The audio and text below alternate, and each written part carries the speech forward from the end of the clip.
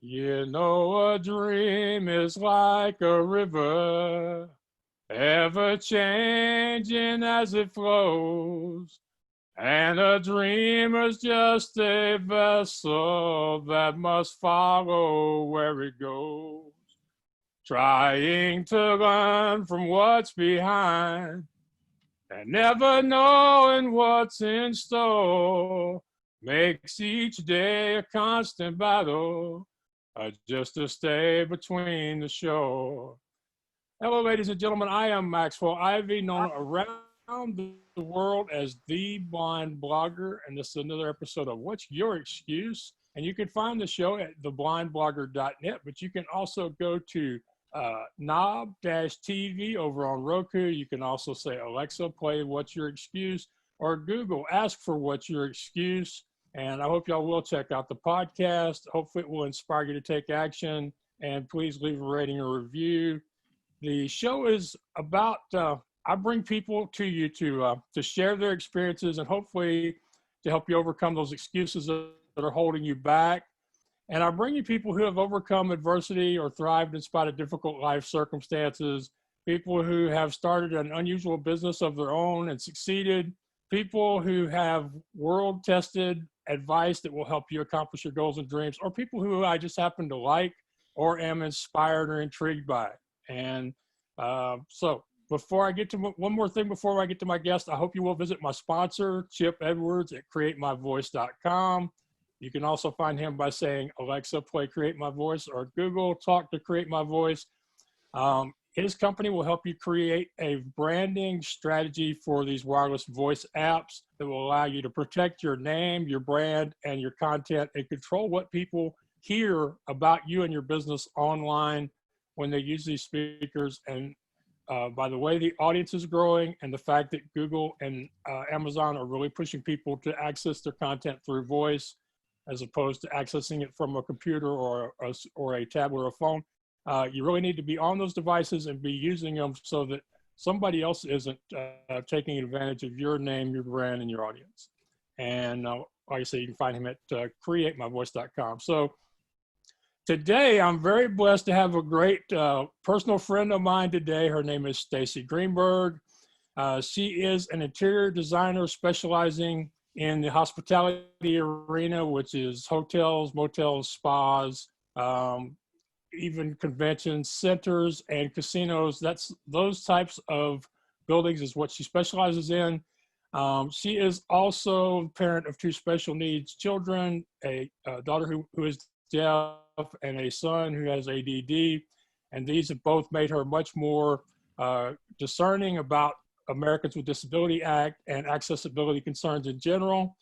She is also, through no fault of her own, has done the minimalist thing and has become very, very interested in tiny houses and living the tiny house lifestyle. I think she's a wonderful woman. She has so much life experience to share with us. And I'm hoping that after y'all talk to her for a while, you're going to find out three things about her. One, she is very honest.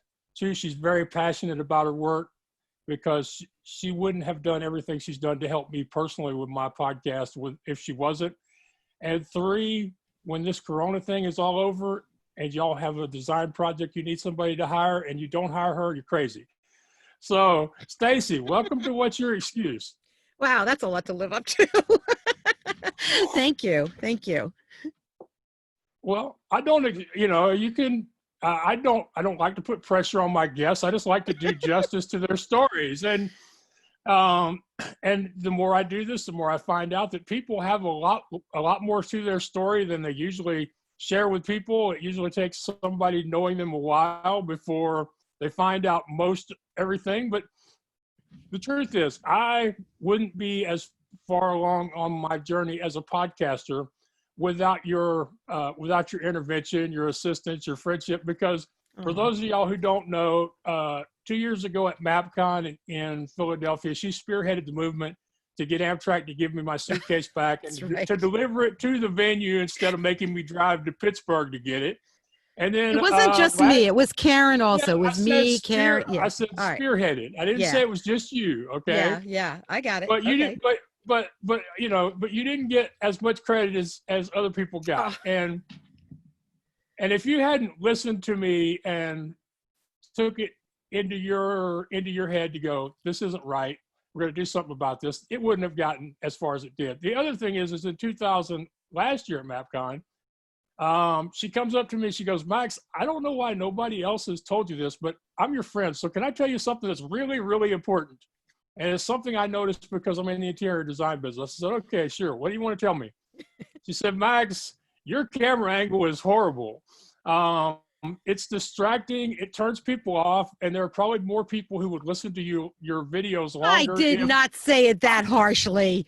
So just let me, I just want to point out something to yes, you. Yeah. But the point is that I had been doing my podcast for 5 years. I had been on over 100 podcasts as a guest in 5 years. I was sitting in front of my laptop, looking down at my screen, my camera looking up at me, looking up my nose, and probably some days looking at nose hair for all I know, because that's one of those other things I can't really see. And in the dark. And in the dark. And in the dark, yeah. So with no light, with bad camera angle, with all this stuff going on for 5 years, nobody said jack. But Staci comes along, she goes, Max, is it okay if and I said, sure. And yeah, it probably wasn't as blunt as I just made it out to be, but I was trying to cut this. I was trying to keep the story from going longer than it needed to, but I mean, do you think it's the fact that you raised two special needs kids yourself, or you think it's just your natural character that you're just one of those honest people who can't, no, it has nothing to do with the kids. To help people.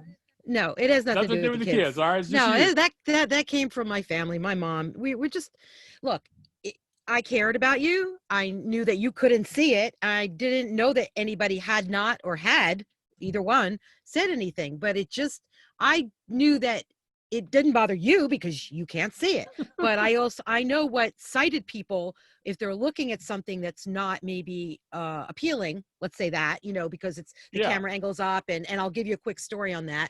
Then, and I wanted you to come off as professional looking and as good as you could possibly. And I knew that it was just a matter of shifting the camera up and getting a little bit, adjusting the light. And I have actually, with this pandemic going on, I have some single lady friends that are alone, and none of them really know Zoom, or they didn't have a regular reference to best camera angles. Some of them, so we check in every night, with a quick phone call, a quick Zoom call, just like a lot of people are doing. Right. And I'm gonna tell you, there's a handful of them that are laying sprawled out on their bed. One even came in her bra last week, and I'm like, you understand we can all see you, right? But people are funny that way. So, if that's okay with her, then it's okay with me, kind of, sort of. But half of them are half the camera angle. You're seeing half of their face. We're seeing some, I'm joking around, but not really, saggy boobies, because they've got the camera angle weirdly. I'm like, you understand that I'm looking at you. Do you I can see you. And is that really what you want me to be seeing? So yes, some of them have the camera angle the same as you had. They were looking up. I could see their nose hairs. I said, wow, you have some serious cavities in there. We were joking, but that is not, if you're in business and you want to present yourself in the best way, there are certain kind of rules of etiquette, and some of them are just good camera angles and decent lighting. Nobody expects you to be, making a movie, like a professional movie maker, but there is just some tricks that as a designer, I knew that the light was behind you. If you just could get a light in front of you, it would solve probably 99% of the issue. And just shift your camera angle. It wasn't really hard. I'm really surprised nobody said something before, but maybe they figured you didn't bother you. 5 years of nobody saying, wow. And here's the last thing I would say when I was a guest on somebody else's show, and I know I did at least 75, if not 100 interviews during that period of time. I would say, how do I look? Am I in focus? How is the lighting? Wow. And nobody, and actually, I just thought about this. I did a podcast for Marion Lipman Shannon, and maybe I should mention her name because maybe I'm going to get her producer fired. I don't know. Uh-oh. I actually had to show up for that interview 30 minutes early so her producer could check my light and my audio. And And all they I didn't can say figure is he must anything? have just given me a pat. They did not say nothing. No, Wow. no. All right. And Well, all that's, right. and, Let's not get but anybody in trouble. Okay. yeah, Let's let's not. try that. Well, that would imply a lot more people are listening to my show than are. But Okay. so, so I'm sorry. yeah, Look, and not to belabor the point. that's one of those things. Yes, but I am surprised when guests are concerned about something they've said, and I'm like, y'all, you think I have a much larger audience than I do, I because do. I have had a couple who have given answers. I've had a couple who have given answers and go, I don't know if so and so sees this, I'm going to be Right. in trouble. I'm like, well, I'm sorry, we don't Yeah, edit you this shouldn't have show. said it. That. Yeah. No. I totally get it. It's recorded I live, I totally So get it. Look, the fact that I don't want to belabor this point, but the fact is that for 5 years nobody said anything. They probably yes, just figured you're blind, you don't care. But what I'm seeing, I'm coming from the other perspective, which is if you want sighted people to tune in, one of the things that we're always yelled at as podcasters, right, is to say make sure your sound is good, correct? Because you'll have right. more people turning off or tuning out if the sound is bad than anything else. That's what I've been told. And I think the next thing is if you're going to do video, it's the same thing. Just again, it doesn't have to be a professional movie, Hollywood movie, but just get the lighting right and get an angle that's decent and you'll be fine. I don't think it's that complicated, but again, I can't believe nobody said anything to you for 5 years, but moving on. Anyway, hi, Max. Are you there? Did you freeze? Oh, I think you froze. Oh no, I'm not frozen. Am I frozen? Shoot. Well, we do have a storm here, so maybe that's what's happening. No, it's happening. No. Okay. Now that we've had our fun with Zoom for today, and we've talked about the whole visual side of putting on a podcast or whatever. So my first real question is, how did you end up in this particular specialty of interior design? Is it something to do with where you got your education or where you first worked? Or how does somebody end up working specifically on hotels and motels and resorts? Actually, my first real professional job was a hotel. It was a Days Inn in North Bergen. And from there, I went into, I did a couple of others. And then that same gentleman, owner, who gave me those jobs, actually was involved with the Syrian community near where I lived. So they were building a new construction synagogue, very wealthy community, which was very cool because I got to pick really cool finishes, which doesn't always happen in every job. So it was a pretty job, and they're not always like that.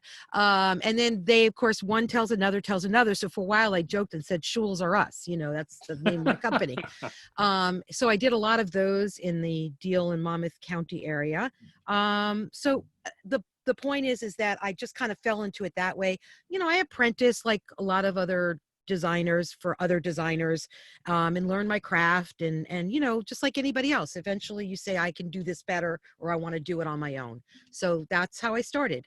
I have had my hands in lots of different areas of my industry. I've done some education work, which like schools, healthcare. I've done a lot of healthcare, synagogues, hotels, restaurants, just corporate office buildings and residential. Those are the areas I kind of stick with. And I really like hospitality the best out of all of them, restaurants and hotels.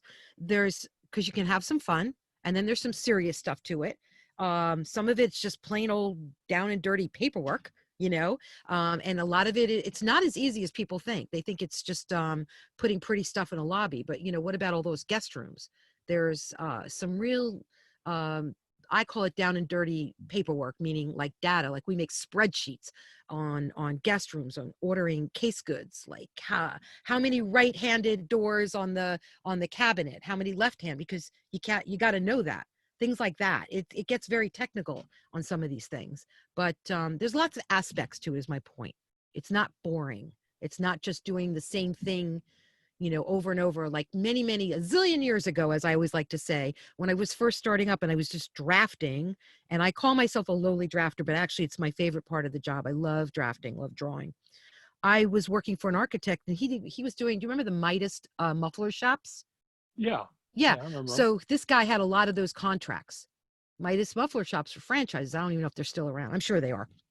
And I would draw those drawings, because even though they're a franchise, you still have to submit building, plans to the building department for approvals. So I would do all those drawings for this architect.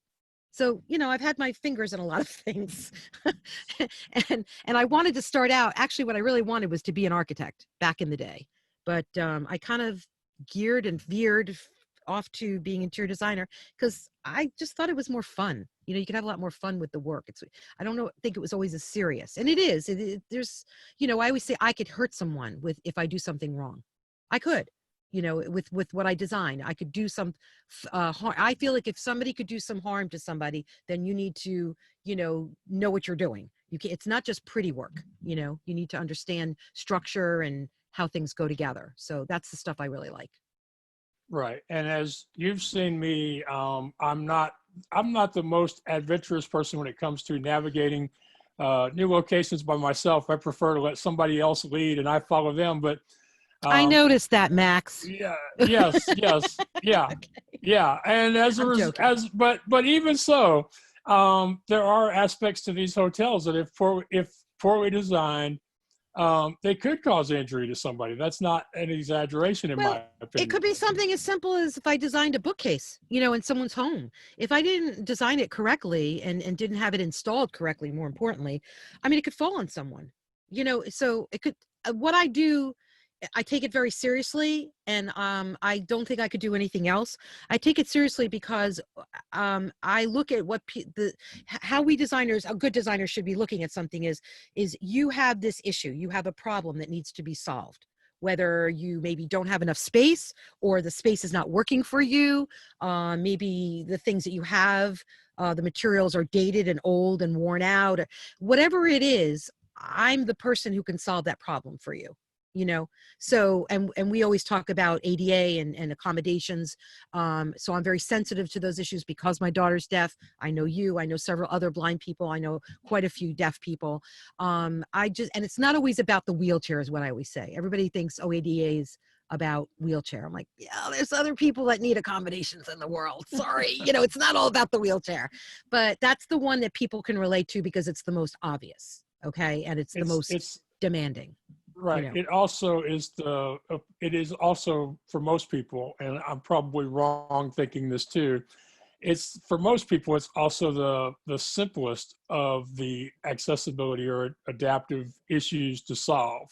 No, I don't agree with that at all, because there are laws in place now with building codes that, when we designers, architects, the minute you get a project, the first thing you do is look at what the accommodations or the building requirements are for accommodations. You don't even bother starting the design work because you have to work around that. You have to incorporate it in. You don't want to go through all this trouble of designing something and then, find out that you can't do it because, you have to accommodate for say a wheelchair and you don't have enough room based on your design. That's just silly. It's stupid and it's a waste of time. So you start out knowing what your constrictions are going to be, and you don't have to look at them as constrictions. They're just part of the design criteria. Okay.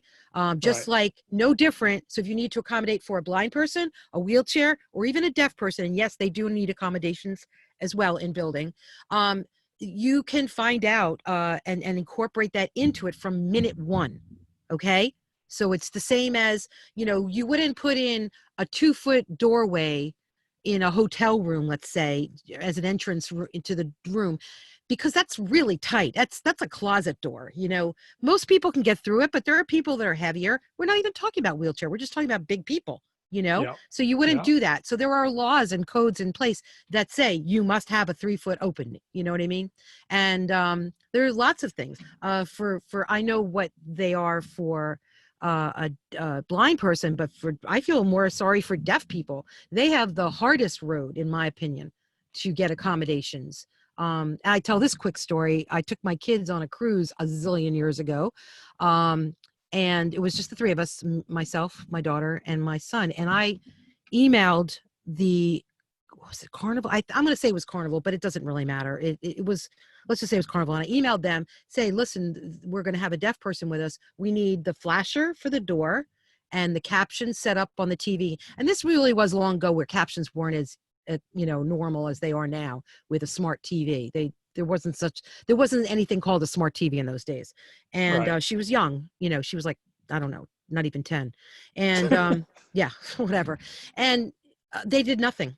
They did absolutely nothing. So I spent a lot of our couple of days, it was only a few days of a cruise, trying to get them to install that, So things like a flasher for doorknob, a doorbell. It's a simple thing, but you have no idea how many people are oblivious to that. And here's the funny story I tell you. So I was telling this to a guy one day. He said, yeah, I really am very sensitive to accommodations because I have a kid and I know a lot of people. And I just feel like with my abilities, I could do good for these people. So he goes, oh, what do you mean? He goes, what for the deaf person? Like, what do they need? And I swear, Max, these are the words that came out of his mouth. He said, like, they have Braille in the elevator. And I looked at him, I went, yeah, that's really good for a blind person. But what is that? Some people just don't make the connection of what the needs are, is my point. And Yeah. there's and the long-winded story about this is really about the education for people who don't need accommodations. That's the problem. If you don't need them, you're not really sensitive to them. And that's a shame. It's really not correct. I recently spent some time with Billy Howell, who's friends with Mark Daniel at Podfest, and Mm-hmm. he was trying to explain to me how difficult it is for a deaf person. He said two things that are hard for most people to understand. He said one is sign language is a three-dimensional language where you almost have to erase characters and then reproduce those characters in the air with your hands. And he said the other thing is that because deaf people don't hear, they have to spend a lot of time in their own thoughts, which often leads to frustration and depression. Wow. I'm not going to speak to that last part, but and I'm not even going to speak to the first part because three-dimensional, I'm not qualified to speak on that. I just know that when I sign to my daughter, half the time she laughs at me because I'm not really that great at it, but I do sign. I did take classes. One of the best teachers I ever had was actually the syntax teacher. She's phenomenal. And Diane was her name. And there's more to it than that. So, it is what it is. I don't want to speak to that because I'm not qualified. I'm not an expert in that. Okay. Totally not. Fair enough. I'm just trying to understand it for myself because it was an area that I had no experience with. The only experience I've ever had with a deaf person is I was volunteering in college at a family services center on the Naval Air Station in Corpus Christi, which is a place for people to get counseling and assistance, and I'm sitting there at the desk, and one day a woman comes in who is deaf, who doesn't speak and didn't have an interpreter, and I'm trying to talk to her. She can't hear me or talk to me, and I'm blind, so I can't see her gestures. It was just luckily that it was only 5 minutes later when somebody from one of the other offices walked in who could see that, was able to help her get where she needed to go. God. So I had very little experience. I was trying my best to understand a community that I have, no experience with. So my daughter has a friend who's both deaf and blind. So, and I always, and they go out, they do things, she signs to her in her hand and they make it work. I God bless them, anyway. Yeah. And that's the way it is with most things. Yep. We make it work. So, yep. So in your career as a designer, you have done the drafting and been part of the design. You've done the actual selection and of materials, and you supervised the installation of materials. So being a designer and a project manager, because it sounds like you pretty much have to be both. You have had to have accumulated a large variety of skills over the years. Yeah, and actually that's pretty funny that you asked me that, because I I always forget how much I really know. You know what I mean? Like, if you don't do something in a while, maybe you don't have a specific kind of project, or I just actually, this year is the first year I've actually hired somebody to do some drafting for me. I got really busy for a while, and my head was exploding. I'm not going to get all this work done. So for the first time, I actually hired someone to do, and I like drafting and I'm good at it. I'm not as necessarily fast, but I'm good. So it occurred to me to hire somebody that was faster than me, all right, to get the Right. work done. Right. Right. That's good business. And I actually found somebody who's amazing. Her name's Nicole, and I just adore her. And I feel like she's the find of the century. But yeah, I've learned that even as a business owner, you end up not doing half the stuff that you really love. And I get it. I understand it, but it really sucks.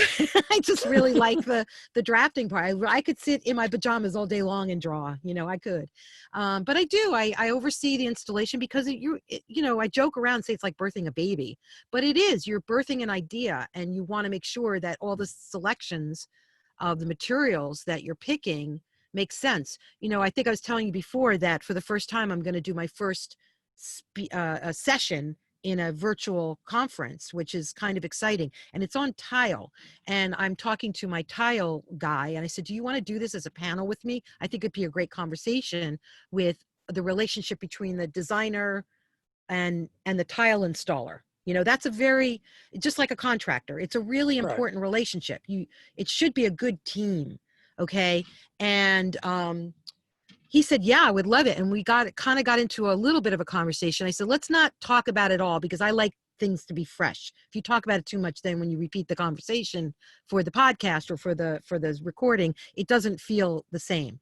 So, but one of the things we touched on is that I can tell you so many times how many times I did a job, I created this tile design, and then I was not working with my team member, like somebody I brought in. It was from somebody else, and like maybe the owner hired them, or they're a sub from a contractor. I'm not in control of this. And I would come in and they would either replace certain things, maybe the grout lines were different than what I specified. Maybe I've even had somebody who changed out the tiles because they couldn't get the tile, and rather than let me know and maybe I could kind of substitute or decide, they just changed it and didn't bother to tell me. That stuff happens all the time. It's so wrong, and it's frustrating because it's supposed to be my design, right? Yeah. Yeah, as the kind of, and I put this in big fat air quotes, crap that goes on in my industry. But you pull up your big girl pants and you get on with it, and you deal with it. But it happens a lot. Okay. I don't know how many Yeah. other people it's happened a lot to me. And since I've spoken about it in the past, I've heard that other people go through this too. So I think it's a matter of the contractor. There's an ego thing involved. It's frustrating. That's all. You put a lot of work into a design and you don't want to see it mangled. Right. Well, back to something you said a few minutes ago. You said Sure. sometimes I forget all the things that I know, and I think that's something. I think that's a good point for people, because one of the things I love is when somebody introduces me that's really done their homework, because they will say something and I'll go, yeah, I do that, or I did that. And You it's forget, right? something I've forgotten about Yeah. that I have stopped giving myself credit for doing or knowing. And so I'm thinking maybe people should, every once in a while, just make a list of all the things that you are capable of or that you've done in the past year or 5 years, and then look at that list and go Mm. and realize that you are so much more powerful, successful, so much more of a person than you would normally give yourself credit for, without actually sitting down and thinking about all these things that you've been able to do over the years. And I'm sure many of them are things you did because at that time it was either you doing them or them not getting done. Yeah, no, that's a really, really good observation, because it happens a lot. And I've done that where I'll say, I can do that. I'm not a professional, say, marketer, but I've had to, being a business owner, you have to do your own marketing to a certain point, unless you can fancy it up and hire somebody, that's great, but I don't have that kind of money. And I do a lot of it myself, which is frustrating, but then I've learned to do things that I normally wouldn't have done. And I find them very satisfying when they work and not so satisfying when they don't work. But that's like anything, it's just, look, I've been in this industry for 40 years and I've done a few things, and I forget it. And when I really pat myself on the back or acknowledge that is actually what I find is when I've tried to hire in the past, maybe a design assistant or something, and I'm teaching them and I'm explaining things. I'm like, wow, yeah, right. That's the way that works. Or, you know what I'm saying? It's, you forget what you know. And I always forget how I know it. It's been so many years and it just becomes that. It's a saying called rote, it's like part of your DNA. It just becomes natural, right? Athletes refer to it as muscle memory. Yeah, good one. Yes, exact same thing. You've done it in the past and you did it enough times to where you still know how to do it today. You may have to brush off a little bit of rust to do it as well as you did it 5 years ago. Right. But yeah, you did it and you did it well enough that you still remember how to do it when you have to. But I do think that we all have more skills than we are giving ourselves credit for today because we just don't think about it. We don't take the time to think about. Go ahead. I didn't mean to interrupt you. We just don't take the time to think about ourselves that way. I was thinking about you. It was just you joggled my memory here, and it's like, some of the reason is that the backstory of that really is too. I went through a lot of really bad years, and there were some of those bad years. I wasn't working a lot and I questioned myself, and I don't know. I know this is a woman thing more than a man thing, but recently I've heard it's really not a gender thing at all. I think it's just a set of circumstances, but I went through a lot and I didn't realize how much I was questioning or doubting myself. And just when I started to ramp up a little bit more and get a little bit more work coming in, I'm like, yeah, I can do that. And I've uncovered old drawings. I'm like, you were good. Because you're not seeing them every day and you're not really having the opportunity to experience them or use them. Do you know what I mean? Yeah, I understand. And as to your point that it's a gender thing, I totally disagree with you because there is a gender part to it, but it's not the experience. It's the sharing of the experience. Women are more likely to admit it to themselves and to admit it to other people than men are. Men have those same thoughts and feelings. They just keep them to themselves, I guess. That's my opinion, No, you're right. I think you might be right. Yeah. Again, there's not one set rule for this, but you're right. I have some women friends that I do discuss this with, and it's been pointed out to me that I am a strong person, and I didn't feel that way for many years. So I think that has a lot to do with confidence and how you see yourself. But I never questioned my ability in all those years of, I call them the bad years. I never questioned my ability to be a good designer. I questioned what was going on, why I wasn't able to use my skills in the way I wanted to. Okay. I wasn't getting good jobs. I call them not great clients, whatever. And I've used a little stronger Jersey word for that. Yes. But, I'm sure. Yeah. I'm sure this falls into a category I hear a lot where people say, I was doing everything right, but things weren't happening the way that they should have for me at that time. Well, I also think that I call it the laws of marketing and selling changed. And I think that has a lot to do with the internet. And, I just think the way we used to do things back in the day, is just doesn't apply anymore. I mean, sales is sales. I get it. There's a way to sell. But I've never done that. I never sold. I just, there were referrals always coming and I never really had to full force out there sell. And it's a very uncomfortable thing for me. I don't like touting my amazingness, just don't like it. Yes.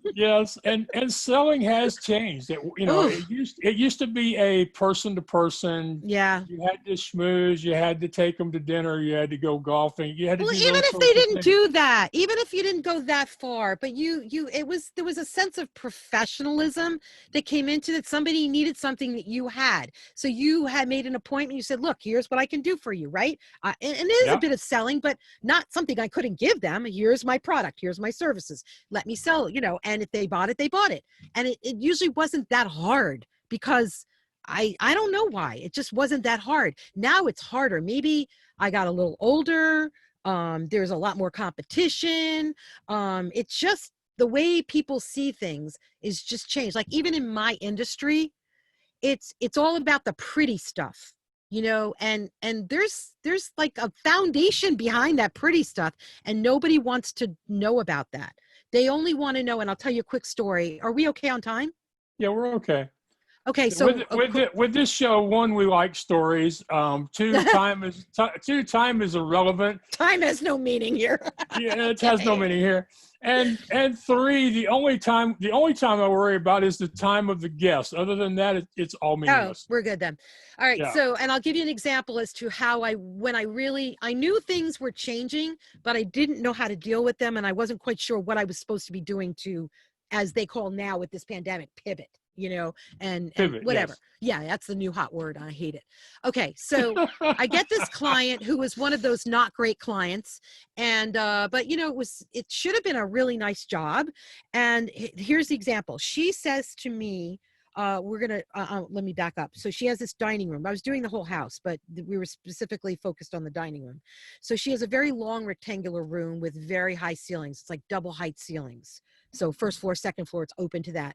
And the view was onto the golf course. She had these beautiful, beautiful full length arched windows on this wall. So long, and on top of that, or on the side of it rather, it was this really high fireplace. So the first thing I said when I walked in there, and I said, well, we're going to have to get a heavy table in here. And the reason why is I knew right away we needed something to anchor the room. It's like, you know, it's like a design principle thing. Okay. Okay. And, All right. you know, we couldn't have short little chairs. She saw these chairs on Wayfair. Okay. They were very contemporary. It wasn't about the style. It was about the fact, and I totally agreed with her that it would be really cool in this very traditional looking room with arches and fireplaces and all that, that we could apply some commercial, contemporary pieces that would be very cool. All right. It would work. But she wanted this one chair that was really short and flimsy and not well made. So that is not what I'm going to put out. So I said to her, great, if that's the chair you want, let me have my vendor make it. I will have it made much better. The quality will be there. I would make it taller because we need something with height. This room is very tall and it requires that. And, you know, would work with the table that I'm trying to spec for you. She ended up buying the chair just to show me that, you know, I was wrong. Okay. And it was, I don't know, can I curse on your show? It was crap. Yeah. It was just crap. It was awful. And I said, look, this is where we came to the parting of the ways.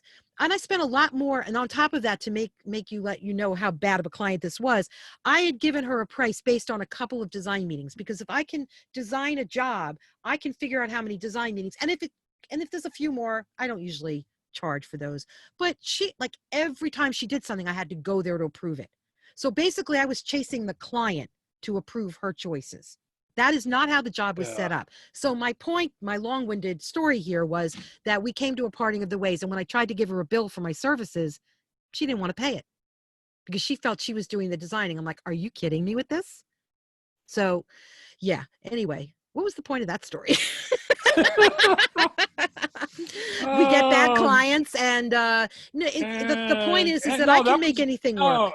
No, the point of that story that I took away from it, and I think that hopefully my audience will take away from it, the point of that story is that you, with a client, no matter how much money is at stake, if you get to that point where you have to compromise your ability, your values, your reputation in order to continue working with them, that's when you have to say no. It became obvious she didn't value what I did, and that was the problem. And I find that with some clients, what I call the bad clients. And so that was on me too. I accepted them. I said, yeah, sure. Let me give you a quote on this job and I will do this for you. And sometimes I recognize that it's not a good fit and I shouldn't have done that. I've learned my lesson since then. But the fact is, sometimes it is a good fit. They're just not great clients. You know, that happens too. But I value the clients that are great, that I've worked with well together. I value them because I'm trying to solve a problem for them.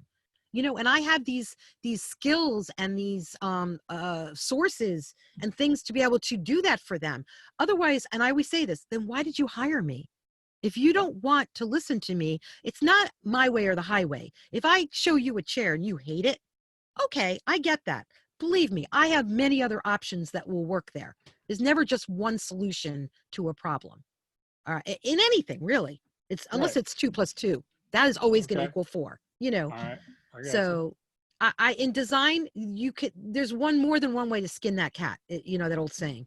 And I can give you options. I never come into a client and say, this is my design, take it or leave it. It just never happens. I'm not that person. And I don't feel that's correct, because even sometimes I question my choice. I'll say, look, this really works. I don't love it, but it really does work. It's not my taste, but design wise, perfect. And then a lot of times they'll go, what do you like? And if I show them what I like, sometimes they like it, sometimes they don't.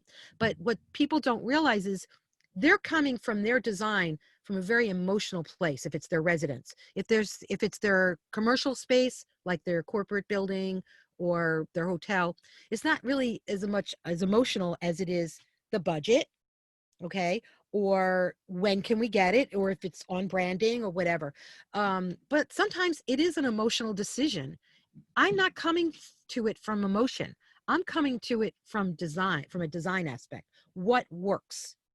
That's Right. why you hired me. And I know that sounds very like detached, but it's not. It's a job to me. It's a job I love and I'm very passionate about, but it's still a job. There's principles of design that I'm applying. There's, there are rules and codes and things I'm abiding by to give you the solution to your design problem, Right. Yeah. And So, for those of you, I am talking with Staci Greenberg of Interior and Design LLC.com. She's an interior designer with over 35 years of experience as a designer and project director or project manager. And she does specialize in hotels and motels and other hospitality properties, but she's capable of designing for just about any venue. So could you talk to me a little bit about the whole tiny houses thing, and what, if anything, it's taught you as a person or a designer? well, so back a number of years ago, I was letting my house go. I fell in love with tiny houses, loved them, loved them, loved them. But New Jersey is not tiny house friendly yet. Okay, what that means is I could go ahead and build one or buy one, and where am I parking it? There's no place that they're not zoned for it, and it's not worth the fight that's not ready for to be had yet. So, I mean, people are working on it, but anyway, so there's no place to have it, but I really wanted to go tiny. So what my daughter and I decided to do was, and I'm in this right now. You're in my bedroom right now. You can't see it. That's why I put the curtain up behind me, because my bed's behind me. We live in an RV. We bought an RV, a travel trailer. And I wanted to see if we could do it. I seriously didn't think we would last a year. I really didn't. I was like, we'll try it. Okay. And I've talked to you about this, Max, so you know what my approach to this is. First of all, Yes. I found that the more I lived in it, the more I loved it. Okay. And this is my metaphor, if you will. You know how you go to a restaurant and, well, maybe not you, but most of us, or I don't know, you. I go to restaurants like, let me say, like a diner. You go to a diner and then the menu is huge. There's so much to select from. Okay. Right. And it makes you take longer because you're looking at all the options, unless you already know what you want. But let's not go there. Let's just say you don't know what you want and it's a new place and you're reading all the things. So it's taking forever to pick something. That's the point. The more choices you have in life, the longer it's going to take to make a decision. For most of us, for many of us. I myself am one of those people. If you give me too many choices, my head's going to swirl. All right. I know there's other choices out there. Okay. I do know them. And if I'm not happy with the choices I have, I will continue to look. But the fact is if I can be satisfied with maybe 5 or 6 really good things on the restaurant menu, and they make them well, I'm going to be a happy little restaurant, guest, and that'll be fine. So I decided to apply that in my life because I'm not really a minimalist. I know you call me that, but I'm not really. Maybe it's by accident. I'm the Okay. accidental minimalist. That's a podcast, There right? you go. The accidental Yeah. pen. I did it because I wanted to see if I could do it, and I love it. I don't think I can't see ever going back to living in a house or an apartment again. I'm not saying I never will, and I'm quite sure I probably will at some point or another. But for right now, I love it. The goal, the dream, the plan was to get the kind of RV where I could travel to, say, a project. Because with what I do, I don't have to live where I work. Most people who do hotels, they don't live where the hotel is. They're that's what planes are for, or trains, or cars. So Right. Yeah. my goal was to get in my RV and go up to, say, I got a job up in Syracuse. So I'm working on that hotel. So my goal was to go up to, yes, I know I could stay at the hotel. And I actually did that when I went to measure, but it'd be really cool if I had to live there for a while, take my home with me and Yeah. to travel around. I can be anywhere. And we were talking about this. Well, what if we drove across the country and we were in California for a while? What would we do if you got a job back Northeast? It's called an airplane. I would get on an airplane and fly to where the job is, do what I have to do, meet with the architect, meet with the owner, take the measurements, take the pictures, and then come back to my space and produce the work. I actually do have a studio in Collingswood, New Jersey.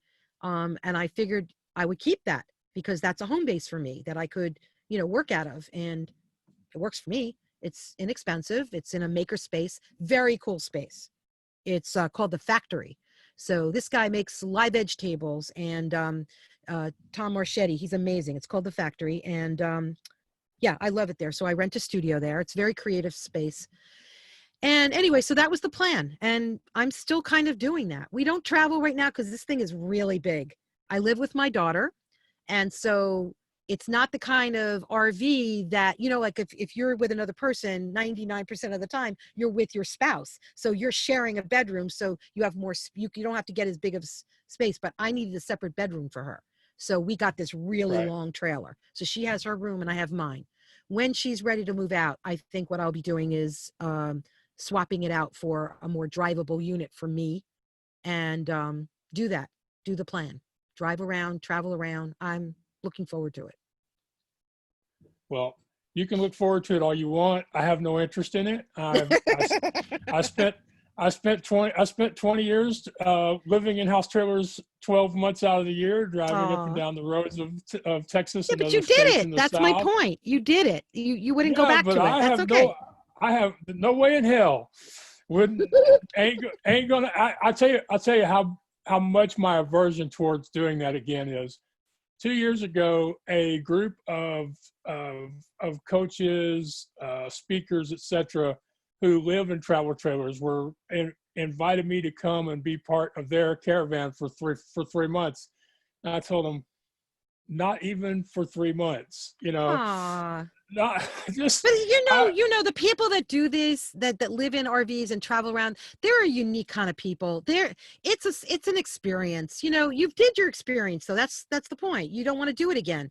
I think Yeah, that once yeah, I leave it, I wouldn't go back, but I don't know. Never say never. I couldn't have yeah. visualized myself doing this, say 5 years ago. You said, "Oh, you're going to be living in a travel trailer."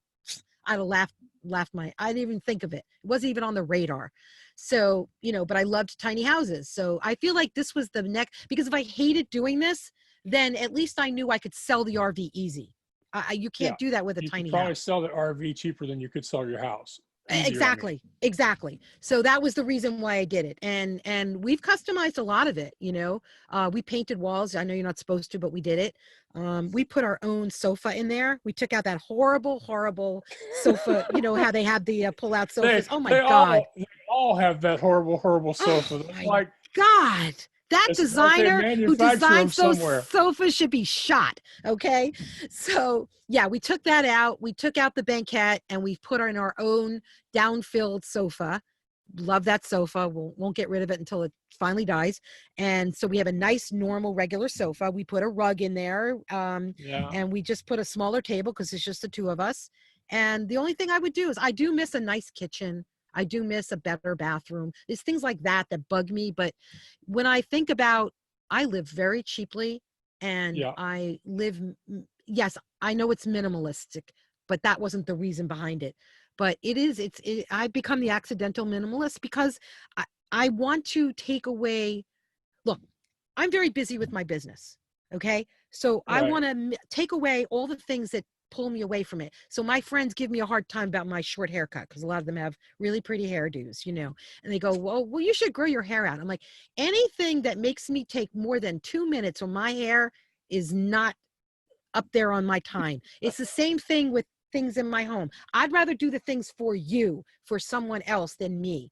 I don't live in a shack. It's nice. I mean, I would pull the curtain down, but I don't want you to see my bed. So Well, everybody I'm can kind of, see behind yeah. me. There's a bunch of um, uh, stacked things there, and I put blankets and pillows up there for the cats. They like to Uh, sit up there and look out the window. That's why it looks like that. yeah. But yeah, I have Yeah. plants. I have pictures. I have food. We have a regular refrigerator, which is not normal in an RV. That's not typical. Oh, no. Well, we had a regular refrigerator too, but it didn't do Yeah, us I any don't think I could good. do this without that. That Yeah. was a big criteria. Yeah. We saw a couple of them that we really liked, but they had the regular one. I said, what would it cost to transfer it over to a regular, like plug in a regular refrigerator? But you've got to start redoing all the wiring. It just wasn't worth it. So we just kept Yeah. looking, and we Yeah. found this one. So yeah, Yeah. I So, like it. yeah. Yeah. Well, just one more question that Sure. I would like to ask. How, I'm just curious if you could talk a little bit about raising your children and being a parent to two special needs children, especially since it sounds like you were also a single parent during most of this time. Yeah. Since she was 3 years old. Um, well, it was a relationship gone bad, just turned wrong like a lot of people's. And I found myself alone raising these two kids.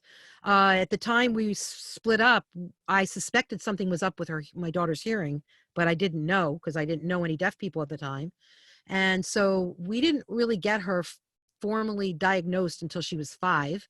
And every 6 months we'd go back to the audiologist to get a test. And I don't know if you know this, Max, but when you get a hearing test with little kids, the parent will be in this little booth, which is like smaller than most closets. And there is a monkey. There's 2 monkeys that are in the top corner of the sound booth.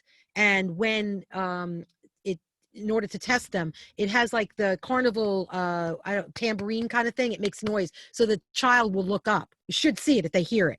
And Oh, that's what I okay. remember about the children's hearing booth. And we did that every 6 months, and every 6 months they'd come back and say, all right, bring her back another 6 months. And I knew something was up, something wasn't quite right, and things were getting worse and what have you. And that's a testament to how smart she was, how good she was still doing in school and whatever. And she was young, so it's not like there was a lot of tests or things. But by the time she was 5, I said, I've had enough of this. And a friend of mine said, we were living up North Jersey. They said, bring her to CHOP. CHOP is a famous children's hospital in Philadelphia. So I did that. And so we had all of the tests laid out of her hearing tests over those last couple of years. And every time, I never did this before, but with this audiologist, we did it. Every time we looked at that test, it stopped. Her hearing dropped at the same exact point.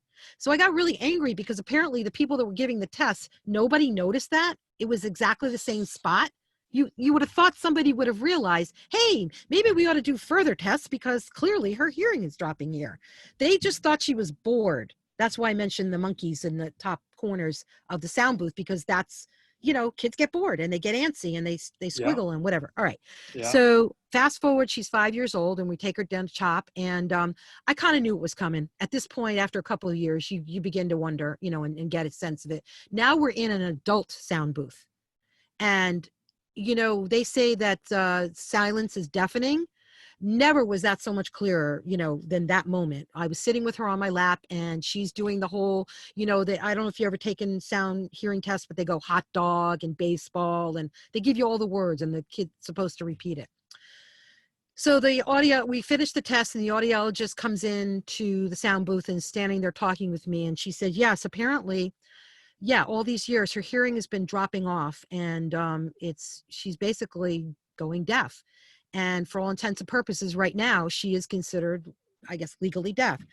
And at that moment, Max, again, I knew it was coming, but it was like somebody punched me in the stomach for about 2 seconds.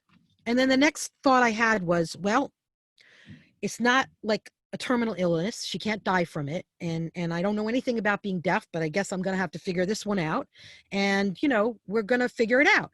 So that night, and here's the long-winded story. So that night we would used to go to these hearing tests in CHOP now for a while, and we would make a whole mother-daughter day of it because that was like a lot of hours away from where we lived.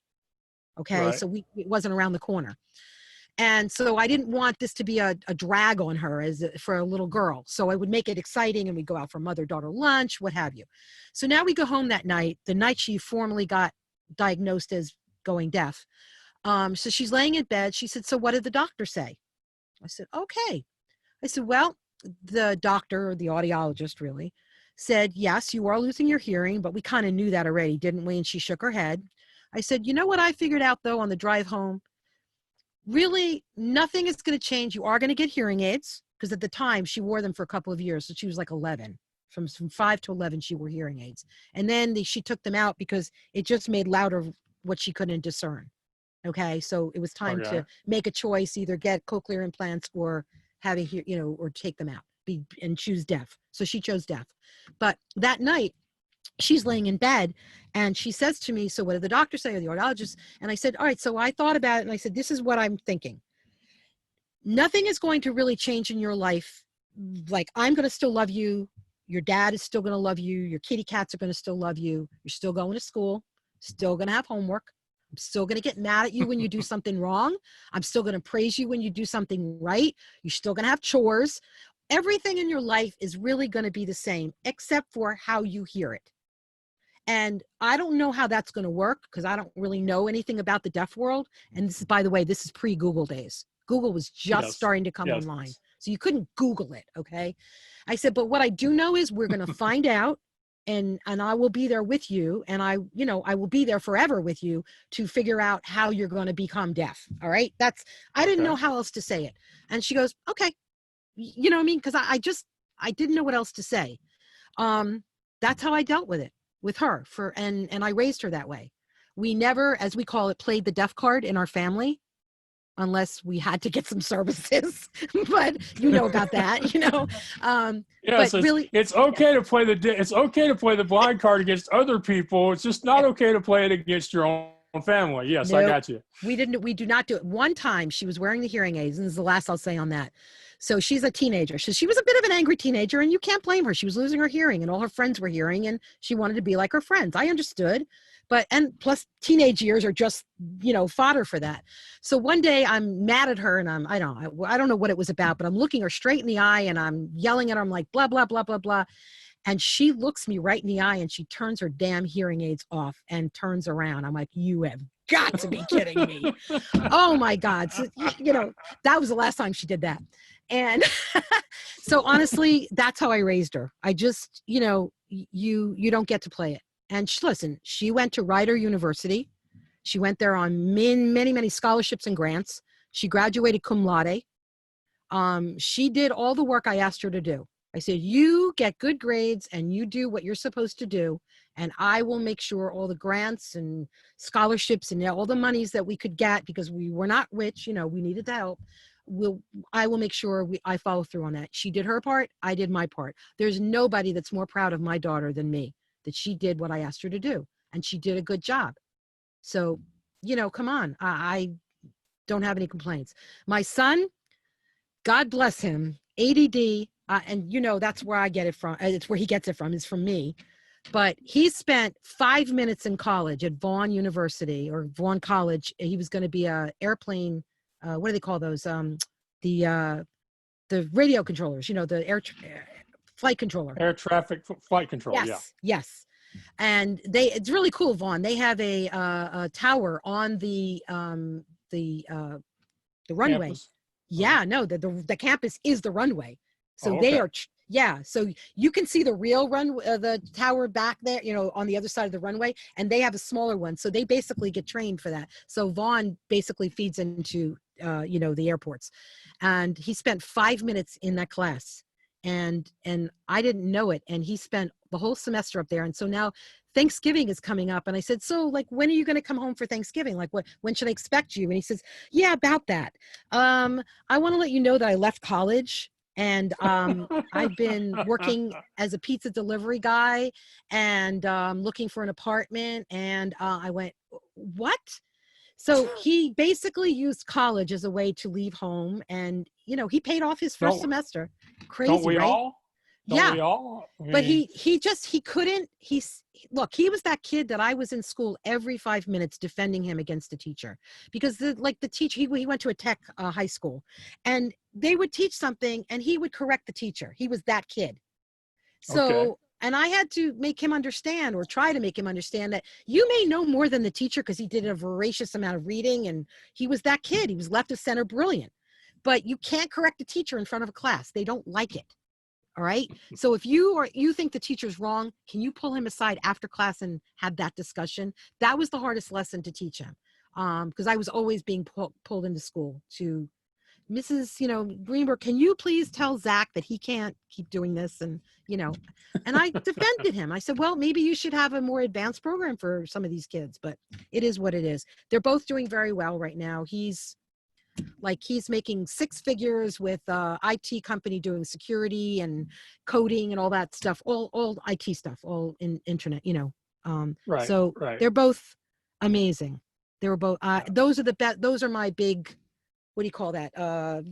My successes, if you will. I love them Right, so much. And he right. just had his baby, his first baby. So I have my first grandchild.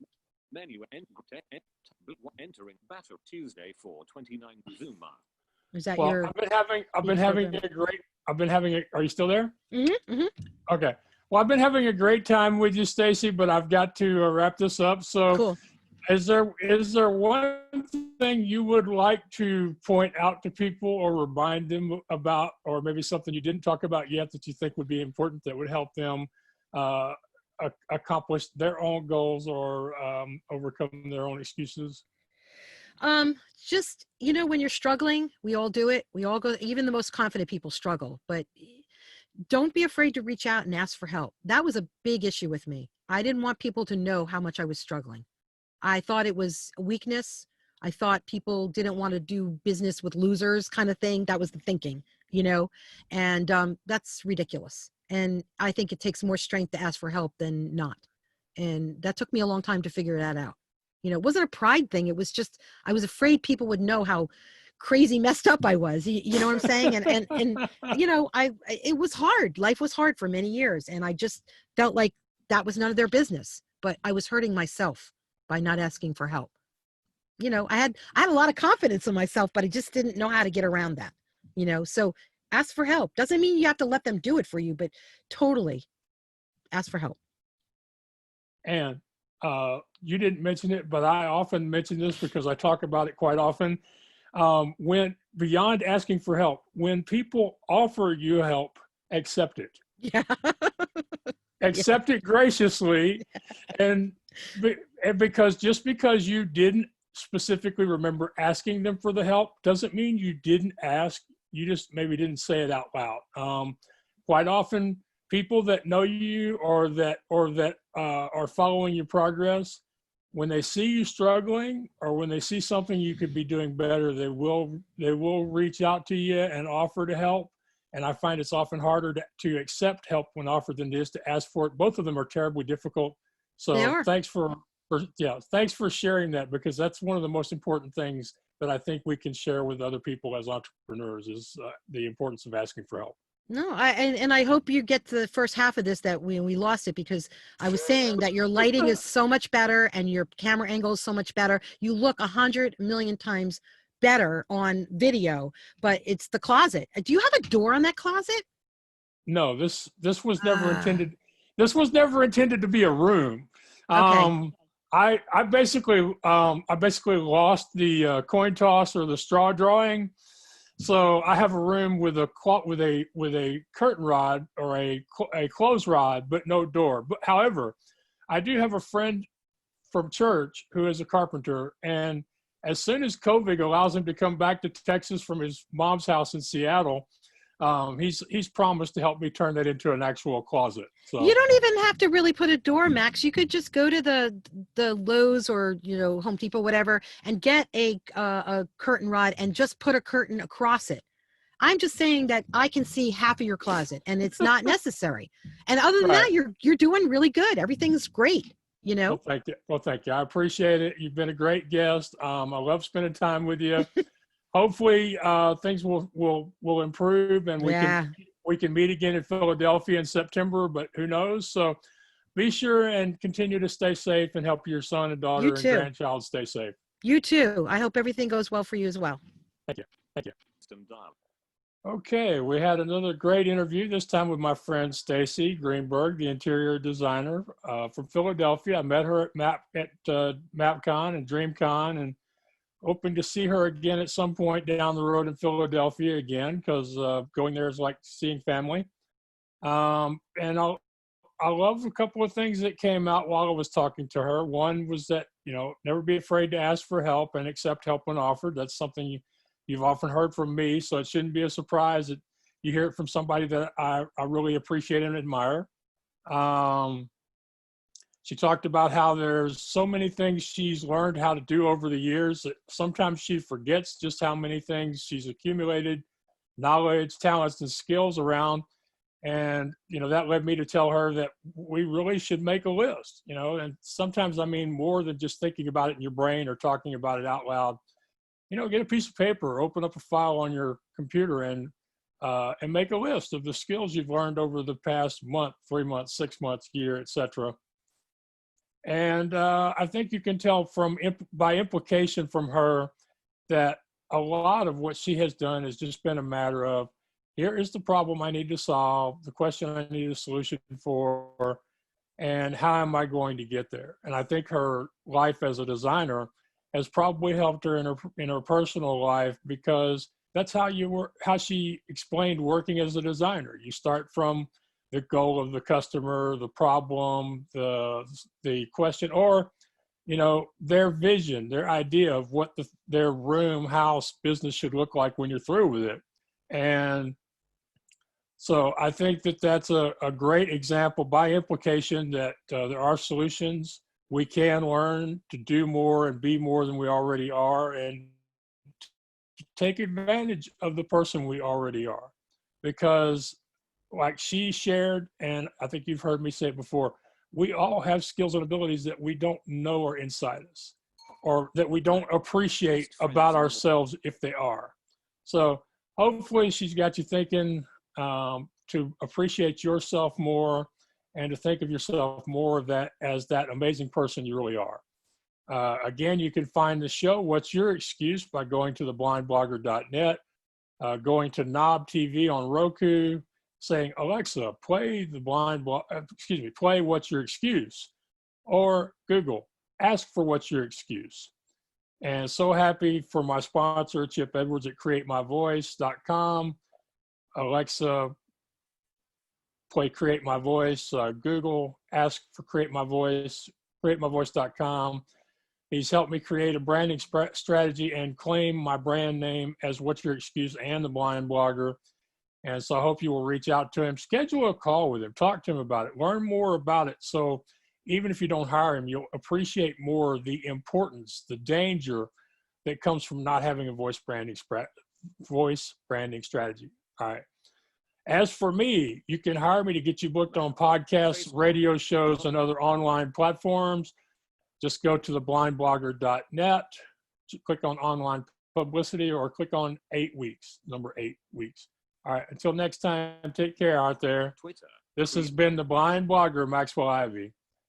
Too many times we stand aside and let the water slip away, till what we put off to tomorrow has finally come today. So don't stand upon the shoreline and say you're satisfied. Choose to chance the rapids and dare to dance the tide.